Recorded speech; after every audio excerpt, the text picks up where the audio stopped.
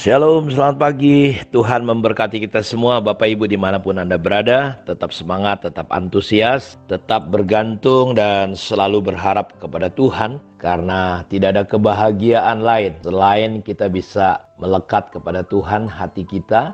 Kita sudah belajar bagaimana kita perlu hati-hati dengan hati kita. Dan hari ini kita ingin belajar tentang kehidupan atau hati yang berkenan kepada Tuhan. Saya percaya bahwa pusat kehidupan kita bukan hanya penampilan kita, apa kata orang tentang kita, tetapi dasar yang mendasari seluruh keberadaan hidup kita adalah hati kita. Karena itu Alkitab, Tuhan Yesus berkata bahwa orang yang berbahagia adalah orang yang hatinya bersih. Amsal 4 ayat 23 dikatakan, peliharalah hatimu lebih dari segala perkara yang patut dipelihara, karena dari situlah terpancar kehidupan. Hati kita adalah pusat kehidupan kita, masa depan kita, bahkan sampai kekekalan itu ditentukan oleh hati kita. Hati kita seperti sebuah kota yang perlu terjagai oleh tembok yang melindunginya, supaya musuh tidak gampang masuk dan menyerang kita. Karena Alkitab berkata orang yang menguasai dirinya seperti kota yang kokoh terjagai. Tapi orang yang tidak punya penguasaan diri seperti sebuah kota yang temboknya sudah roboh. Karena itu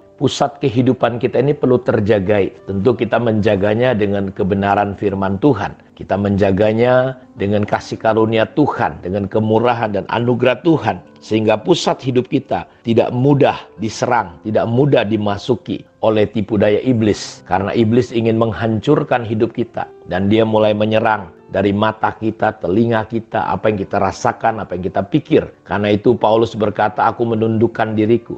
Aku menawan setiap pikiran dan menaklukkannya hanya kepada Kristus Yesus Tuhan. Karena itu, apapun yang kita lakukan, baik itu pelayanan, baik itu di dunia kerja, dimanapun kita berada, kita harus mengerti bahwa hati kita itulah yang mendasari keberadaan kita. Karena itu, hari ini kita ingin belajar tentang hati yang berkenan kepada Tuhan. Di dalam Kisah Rasul pasal 13 ayat 22-23, di sini dikatakan seperti ini. Allah mengangkat Daud menjadi raja mereka. Tentang Daud, aku telah mendapat Daud bin Isai, seorang yang berkenan di hatiku dan yang melakukan segala kehendakku. Dan dari keturunannya lah, sesuai dengan yang telah dijanjikannya, Allah telah membangkitkan juru selamat bagi orang Israel, yaitu Yesus. Saudara, kita melihat bahwa Tuhan di sini dikatakan telah menemukan, mengangkat Daud. Tentang Daud, aku telah menyatakan, aku mendapatkan Daud bin Isai, seorang yang berkenan di hatiku. Tentu perkenanan atau berkenan kepada Tuhan bukan menurut ukuran manusia, bukan menurut ukuran apapun, tetapi perkenanan itu sendiri adalah menurut ukuran Tuhan. Di sini Rasul Paulus mengisahkan ketika dia berada di kota Antiokhia. Mereka datang ke rumah ibadah orang Yahudi. Dan dalam khotbahnya ini Rasul Paulus mengingatkan bahwa orang-orang Yahudi untuk melihat kembali sejarah bangsa Israel, bahwa mereka adalah umat Allah yang telah dipimpin oleh Allah sendiri untuk keluar dari perbudakan di Mesir. Sampai kemudian mereka masuk ke tanah perjanjian. Di situ Paulus menjelaskan bagaimana lahirnya Yesus Kristus dari keturunan Daud untuk menggenapi semua janji-janji tentang Mesias yang kemudian mati disalib dan bangkit kembali dengan penuh kuasa. Yang menarik di sini adalah bagaimana dikatakan seorang yang berkenan di hatiku dan yang melakukan segala kehendakku. Apa kualifikasi sehingga Daud ini menjadi pribadi yang berkenan di mata Tuhan? Hati Daud ini. Bukankah Daud adalah juga orang yang bersalah? Dia pernah membunuh Uria, dia pernah berzina dengan Batseba. Kita lihat di sini, dia bermufakat merencanakan pembunuhan Uria, keji sekali. Kenapa Paulus tidak mengambil contoh-contoh yang lain? Mungkin seperti Yusuf, pribadi yang diperkenan Allah, ya, yang udah jelas kehidupannya menjaga kehidupan, kesucian. Tapi di sinilah kita belajar bahwa Tuhan memperkenan hidup Daud, berkenan di hati Tuhan Daud ini. Walaupun Daud tidak lepas dari yang namanya dosa. Karena memang Alkitab berkata semua orang telah berbuat dosa, tidak ada seorang pun yang benar, seorang pun tidak ada yang benar. Kita semua telah berbuat dosa. Jadi Daud adalah orang yang memang punya kelemahan, punya masalah, ya, jatuh dalam dosa. Tetapi saudara, apa yang membuat Daud berkenan kepada Tuhan? Yang pertama adalah Daud memiliki hubungan yang sangat erat dengan Tuhan. Bahkan ketika dia jatuh dalam dosa, ketika ditanya ya mau jatuh, hukuman apa yang mau diterima dari 3 yang ditawarkan? Ketika dia menghitung misalnya jumlah tentaranya, dia berkata, aku lebih bagus jatuh ke tangan Allah. Jadi apa yang membuat Daud diperkenan oleh Allah? Dia selalu memiliki hubungan, dia memiliki keintiman, dia memiliki hubungan yang baik dengan Allah di dalam pertobatannya. Sehingga Paulus menyebut Daud adalah sebagai pribadi yang berkenan di hati Allah. Karena katanya setia melakukan kehendak Allah. Dari kehidupan pribadi Daud yang memiliki hubungan yang sangat baik dengan Allah inilah kita dapat belajar untuk menjadi pribadi yang berkenan di hati Tuhan. Jadi yang pertama, Daud memiliki hubungan yang terbaik dengan Tuhan. Karena itu kitab Mazmur ditulis oleh Daud begitu banyak. Sebagian besar. Kenapa?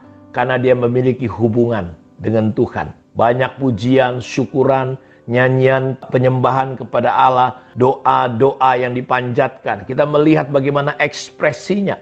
Allah, saudaraku, ada Allah yang mengasihi kita. Dosa atau apapun, walaupun coba memisahkan kita, tetapi Daud mengerti isi hati Allah, bahwa Allah itu adalah kasih. Tidak bisa terpisahkan apapun juga. Dalam Mazmur pasal 5 ayat 4, Tuhan pada waktu pagi, Engkau mendengar seruanku. Pada waktu pagi aku mengatur persembahan bagimu. Dan aku menunggu-nunggu. Sebab lebih baik 1 hari di pelataranmu daripada 1000 hari di tempat lain. Tuhan adalah gembalaku, takkan kekurangan aku. Ada banyak contoh-contoh Mazmur yang begitu luar biasa. Terlebih ketika Daud jatuh dalam dosa. Ya, dalam Mazmur pasal 51 untuk pemimpin biduan Mazmur dari Daud.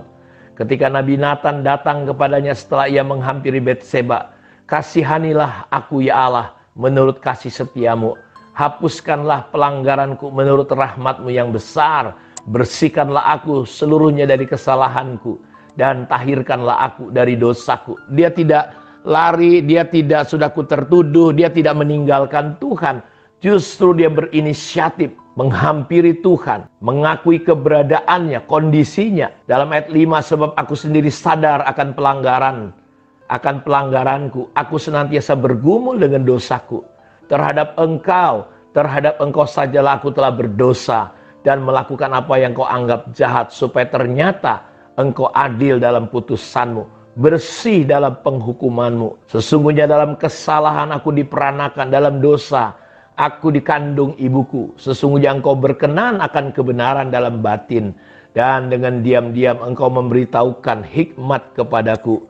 Bersihkanlah aku daripada dosaku dengan hisop, maka aku menjadi tahir. Basuhlah aku, maka aku menjadi lebih putih dari salju. Biarlah aku mendengar kegirangan dan sukacita. Biarlah tulang yang kau remukan bersorak kembali. Sembunyikanlah wajahmu terhadap dosaku. Hapuskanlah segala kesalahanku. Jadikanlah hatiku tahir ya Allah. Perbaharuilah batinku dengan roh yang teguh. Kita lihat, saudara, biasanya kalau orang berbuat dosa, orang lari meninggalkan Tuhan, merasa tidak layak, merasa. Perasaan yang menyesatkan. Kita bersyukur kenapa Daud, saudaraku, berkenan kepada Tuhan. Karena dia mengerti di dalam hubungannya dengan Tuhan. Dia memiliki hubungan yang luar biasa. Dia memahami siapa Tuhan adalah Bapa yang penuh kasih. Sehingga ketika dia jatuh dalam dosa, saudara, kita bukan berarti menyetujui dosa Daud, tetapi dalam situasi seperti itu, dia mengenali. Dari mana dia mengenali Tuhan begitu luar biasa? Dari hubungan pribadinya dengan Tuhan. Dia adalah orang yang dibuang oleh keluarganya. Dia ditaruh, saudaraku, di penggembalaan. 2-3 ekor domba harus berhadapan dengan beruang, berhadapan dengan singa. Kita lihat hatinya terpaut begitu luar biasa kepada Tuhan. Jadi di sini, saudaraku, hati yang berkenan kepada Tuhan adalah cerita tentang bagaimana kita memahami hubungan, bahwa kebutuhan terbesar kita adalah Tuhan. Saya nggak peduli bagaimana kondisi, situasi, hati, hidup saudara. Mungkin engkau sedang babak belur, tapi ingatlah Allah kita adalah Allah yang penuh kasih. Datanglah kepada Dia. Allah tidak membenci kita. pribadi kita, dosa kita. Allah tidak kompromi, tapi pribadimu, engkau adalah pribadi yang dikasihi, dicintai oleh Allah. Sehingga Daud datang kepada Tuhan, tahirkan aku Tuhan, perbaharui aku Tuhan. Karena memang aku orang berdosa, tolong aku Tuhan. Karena itu Bapak Ibu, hati yang berkenan dimulai dari hubungan, di mana hubungan itu bukan sekedar legalitas, bukan sekedar agamawi, tapi kita menyadari bahwa hubungan kita mengenali siapakah Bapa yang kita sembah, siapakah Tuhan yang kita percaya. Dia adalah ada Tuhan yang penuh dengan cinta dan kasih. Karena itu Paulus berkata kita lebih daripada pemenang. Ya, kenapa? Karena Allah mengasihi kita. Tidak ada yang bisa memisahkan kasih Allah dengan kita. Pedangkah, kelaparankah, aniayakah, masalahkah, persoalankah, bahkan dosa sekalipun. Karena itu kembalilah datang kepada Tuhan. Kalau engkau berdosa, bersalah, berbaliklah kepada Tuhan. Allah mengasihi dan menerima engkau apa adanya. Tuhan memberkati kita. Amin. Mari kita berdoa. Berkati semua anak-anakmu. Firman-Mu menyucikan, menguduskan hati pikiran kami. Mereka yang sedang menghadapi masalah persoalan hari ini, Tuhan buka jalan. Tuhan beri kekuatan kepada setiap umat-Mu. Terima kasih. Biar hati kami berkenan kepadamu. Ampuni segala dosa dan kesalahan kami. Tunjukkan kalau ada hal yang kami tidak tahu Tuhan. Biarlah Tuhan, Roh-Mu berbicara kepada kami. Di dalam nama Yesus Kristus kami berdoa dan bersyukur kepada Tuhan. Amin. Tuhan memberkati kita semua. Shalom.